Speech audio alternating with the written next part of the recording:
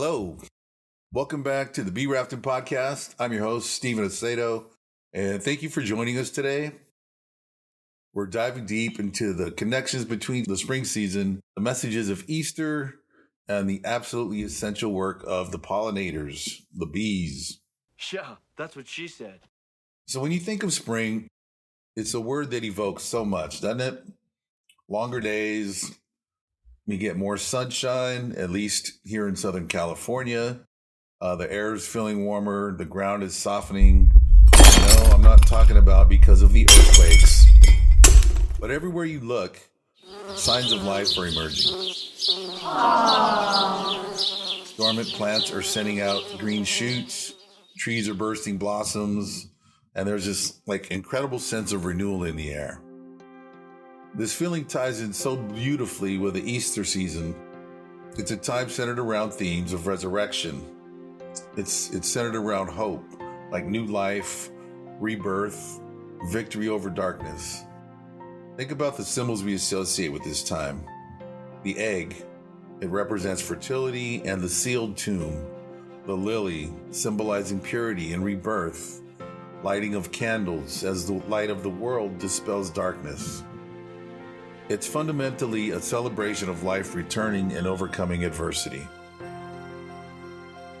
So where do bees fit into this picture? Well, they fit in so many ways. For centuries, across different cultures, bees have been seen as special creatures, sometimes even as messengers between worlds.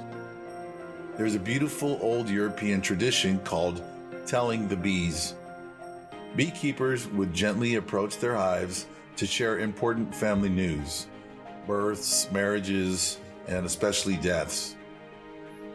It was believed that keeping the bees informed maintained harmony, and failing to tell them of a death might cause them to leave the hive or even perish. It speaks to a deep historical connection and respect for these insects as an integral part of the household and the natural cycle of life and death. Just like the Easter egg symbolizes new beginnings, the bee colony itself is a powerhouse of rebirth. A queen bee can lay up to 2,000 eggs per day in the spring peak, working tirelessly with her colony to build the next generation. Beehives are a living, breathing example of cooperative creation and the continuation of life, a perfect natural echo of the season's spiritual themes. So let's talk about what's actually happening inside a beehive right now. It's mid-April, so after the quiet clustering of winter, where the bees huddled together using their stored honey for warmth and energy, spring triggers a massive shift. It's like a switch flips from survival mode to expansion mode. The queen bee, the heart of the colony, dramatically increases her laying rate. Stimulated by lengthening days and crucially the influx of fresh pollen brought in by early foraging worker bees, she starts filling the wax cells of the brood comb. Pollen is the protein powerhouse. It's essential food for the developing larvae. Without it, the colony simply cannot grow. You'll see worker bees, daughters of the queen, become incredibly busy. They perform what we might call spring cleaning inside the hive. They remove any debris or dead bees from winter.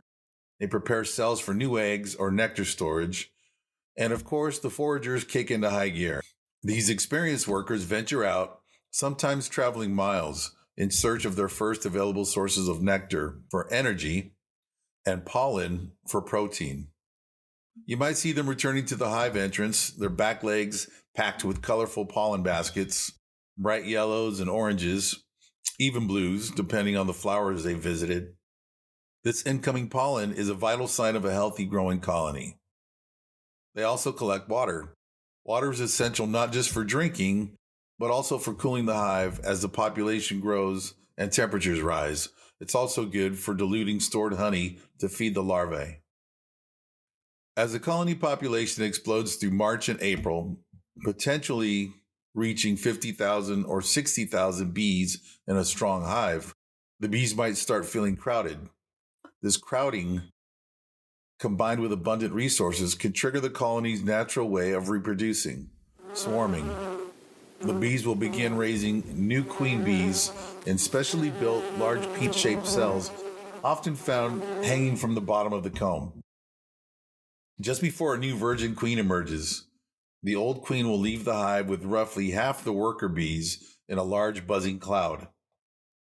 While it can look alarming, a swarm is usually quite docile. They're just looking for a new home. Yeah, right. This is why beekeepers actively manage their hives in spring, providing enough space to try and prevent swarming, as it reduces the workforce left behind to collect honey. They might split strong colonies or add extra boxes called supers for honey storage. All this intense activity, raising brood, building combs, managing the hive temperature, it requires enormous amounts of energy and resources. That's why the availability of spring flowers is absolutely critical. When you think about planting for bees, especially here in Southern California, it's helpful to think like a bee. Bees are particularly attracted to flowers in shades of blue, purple, or violet. That's why we made bee rafts purple. Red often appears gray or black to them. They also prefer flowers that offer a good landing platform and easy access to nectar and pollen. In other words, bee rafts. The absolute gold standard is planting native plants. Native plants are those that evolved right here in our local ecosystem. Our native bees, which come in hundreds of varieties beyond the honeybee, often have specialized relationships with these native plants, sometimes relying solely on them for food. Planting natives ensures you're providing the most nutritious and suitable food source. You can consult resources from the California Native Plant Society or local nurseries specializing in natives to find the best species suited for the Southern California area. Think about things like California poppies, various types of sage like black sage or Cleveland sage, California lilac, bush monkey flower, or desert mallow. Beyond specific natives, many common garden plants are fantastic for bees in spring. Early spring bloomers like crocus, hyacinth, and even some early blooming fruit trees like almond, plum, or apricot provide that crucial first wave of food. Don't underestimate dandelions and clover in your lawn. They can be lifesavers for bees emerging from winter. Mid-spring powerhouses are plants like lavender, rosemary, borage, bee balm, catmint, and yarrowware, usually buzzing with activity. Sunflowers also start coming into play. Succession planting is the key to aim for continuous blooms throughout spring and into summer. Choose a variety of plants with staggered bloom times so there's always something available. A mix of annuals and perennials help achieve this. Plant in clumps also. Planting flowers in clusters or drifts makes them easier for bees to find and forage efficiently rather than dotting single plants here and there. And sometimes it'll help bees miss those plants. Avoid double flowers. Sometimes plant breeders create flowers with extra petals for visual appeal, like double roses or peonies. Unfortunately, these modifications often make it difficult or impossible for bees to access the nectar and pollen. Stick to simpler open-faced flower forms where you can see the pollen-bearing structures. Creating a diverse blooming landscape is like setting out a fantastic buffet for our local bee populations. Now, let's connect that buzzing garden buffet directly to our own spring feasts and Easter meals. It's truly astounding how much of our food relies on these tiny pollinators. That estimate of 1/3 of our food needing insect pollination is huge, and honeybees handle about 80% of that work. The economic value just in the U.S. is estimated at $17 to $20 billion annually due to increased crop yield and quality, all thanks to bees. Whoa. So think about your spring table. Think about what you're going to have this Easter Sunday. If you're having fruits like strawberries, blueberries, raspberries, blackberries, apples, cherries, melons like cantaloupe, peaches, pears, plums, they're all heavily reliant on bee populations. A fruit salad or a berry pie is a direct gift from the bees. Vegetables. Think about all the vegetables you're going to have. Veggies like squash, pumpkins, or zucchini for grilling, for pumpkin pies later in the year. They need squash bees. Cucumbers, broccoli, cauliflower, carrots, onions, celery. Bees pollinate all these bad boys. Think about the Easter side dish of glazed carrots or roasted asparagus. Even though asparagus is wind pollinated, bees visit the flowers still. Nuts. If you have, snacks around the house, almonds are almost entirely dependent on honeybees for pollination. Huge numbers of hives are moved to California almond orchards each spring just for this purpose. Macadamia nuts also benefit. And then you have avocados for guacamole. Herbs like mint, basil, rosemary, dill, cilantro, anise, coriander, spices like cardamom and nutmeg. Even vanilla needs specific bees or hand pollination. Coffee and chocolate rely on pollinators. Chocolate. Stingless bees for chocolate, various bees for coffee. And then there's dairy. While cows aren't pollinated, the alfalfa they often eat is pollinated by leafcutter and honeybees. So indirectly, bees contribute to your milk, cheese, and yogurt. Whoa! So think about that. With all this talk of bees flying incredible distances, visiting thousands of flowers and working inside the hive, it's clear they need resources beyond just food. Water is absolutely critical. They use it for drinking, cooling the hive through evaporation, and thinning honey to feed larvae. Finding safe water sources can be a challenge. Open water like pools, ponds, or even steep-sided bird baths can become deadly traps for bees. They can easily fall in and drown. This is the exact problem the Bee Raft was designed to solve. I like it a lot. Our bee rafts provide a stable floating platform with grooves and textures that allow bees to land safely, crawl on the edges, crawl down to the water's edge, take a drink, and fly off again without the risk of getting wet or drowning. Placing a bee raft in a bird bath, a shallow dish of water, or even carefully in a quiet corner of a pool provides that essential safe hydration station. It's a simple addition to your garden that makes a huge difference to their survival and their ability to perform all that vital pollination work we just discussed. Plus, they're decorative, so your garden looks a little nicer. So how else can we make our own spaces? Whether it's a backyard, a balcony, or even a community garden plot, truly welcoming havens for bees this spring and beyond. We've talked about planting the right flowers, but habitat involves more than just food. Think about shelter and nesting. Remember, honeybees are just one type. There are thousands of native bee species, and most don't live in hives. About 70% are ground nesters. They need access to patches of bare, undisturbed, well-drained soil, often on sunny slopes, to dig their nests. So maybe leave a corner of the garden unmulched. Resist the urge to cover every square inch with wood chips. The other 30 to 40% are cavity nesters. They use hollow plant stems like old raspberry canes or ornamental grasses, or tunnels bored into dead wood by beetles.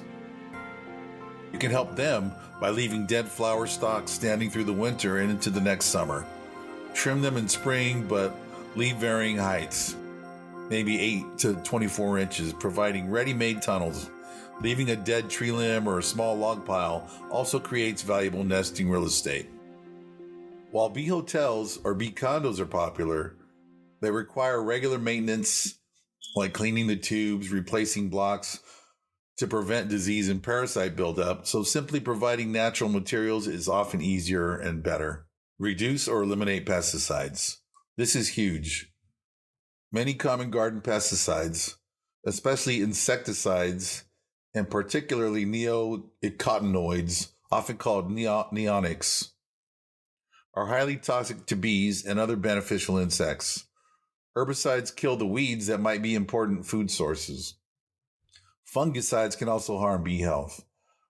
The best approach is to build healthy soil and choose appropriate native plants that are naturally more resilient to pests and diseases. If you absolutely must address the pest problem, opt for the least toxic, most targeted organic options like insecticidal soap or horticulture oil. Always apply them in the evening when bees are not active and never spray open flowers. You can also try leaving orange rinds. They're great pest deterrents. Also, you can use wildflowers as a deterrent because a lot of wildflowers deter the pests that bother bees. Rethink your perfect lawn. A pristine monoculture lawn offers almost nothing for pollinators. Consider reducing your lawn size, allowing patches of clover or dandelions to grow. They're fantastic bee food.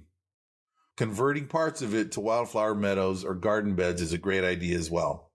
Provide a water source. Now, we covered this, but it bears repeating. A shallow dish with a bee raft is a great way to ensure they can drink without drowning. So keep your water source available. Bees are attracted to smelly, old, stale water, so that's where you're going to find them. Like the bee raft, we can all play a part in supporting their populations. Let's make this spring a season of conscious action for our pollinators. Creating a bee-friendly habitat isn't about perfection. It's about making conscious choices to provide water, food, and shelter while minimizing harm. Every little bit helps create corridors of safety for these essential creatures. As we wrap up today, I hope you feel inspired by the incredible connections between the cycles of nature, the spirit of spring and Easter renewal, and the tireless work of bees. They truly are foundational to the beauty and bounty we enjoy this season and every season. By understanding their needs during this critical time of colony growth and providing them with the resources they require, diverse native flowers, safe nesting spots, freedom from pesticides, and crucially, accessible water with solutions like the Bee Raft, we can all play a part in supporting their populations. Let's make this spring a season of conscious action for our pollinators. Visit us at beeraft.com. That's BEERAFT.com to find our bee rafts and more resources on creating a bee-friendly environment. Thank you so much for joining me on this session of the Bee Rafting Podcast. Let's embrace the hope of the season and work together for a healthier planet for bees and for ourselves. You guys be safe out there. Have a happy spring. Have a happy Easter this weekend, and happy bee supporting.